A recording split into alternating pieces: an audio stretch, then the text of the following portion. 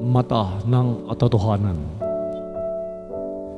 Sa simula pa lamang, patay sa aking naging karanasan at kuro-kuro, ay nais ipahiwatig ng programang ito ang ilang katotohanan, mga nagaganap sa sanglibutan, partikular ay sa ating bansang Pilipinas, at sa tunay na kahulugan ng ating pagiging katuwang lupa sa ibabaw ng mundo. May isang kasabihan at madalas na narinig ko sa ilan nating kapwa. Ang kasabihan na iisa lang ang buhay ng tao na kapag namatay ka, wala nang lahat yan. Na para bang sinasabi na magpakaligaya ka habang nabubuhay. Yung iba naman, gumagawa ka man ng kasamaan, mawawala rin yan kapag oras mo ay oras mo na. Walang makapipigil sa iyong kamatayan.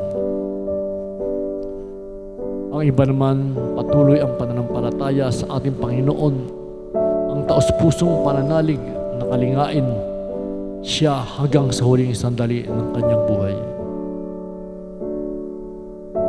Sa mga pagkakataong ito, hindi kaya nababatid ng ilang gumagawa ng kasamaan, mga karamalduman na gawain sa kapwa, na ang buhay ng isang tao ay may kaparusahan, hindi sa kanyang katuwang lupa.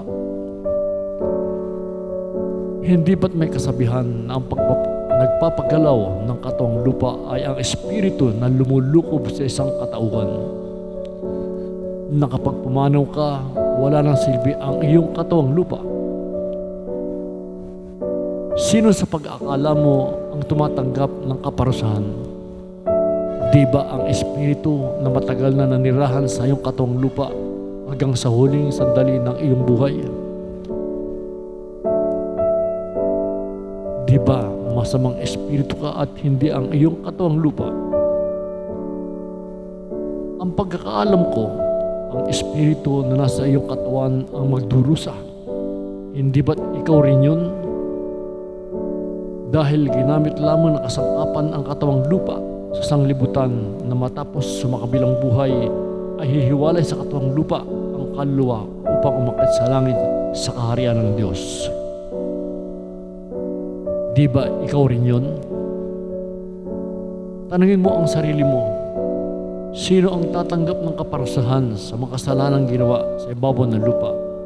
Di ba ikaw rin yun? Paano masasabing kapag namatay ang isang tao, lahat ng bagay ay mababaliwala na? Mababaliwala lamang ang katuwang lupa mo, pero di mababaliwala ang mga karamalduman na kasalanang ginawa mo dahil sa langit kahusgahan ng ating Ama sa langit. Sapagkat kung wala kang kaluluwa, di ka mabuhay sa ibabaw ng lupa.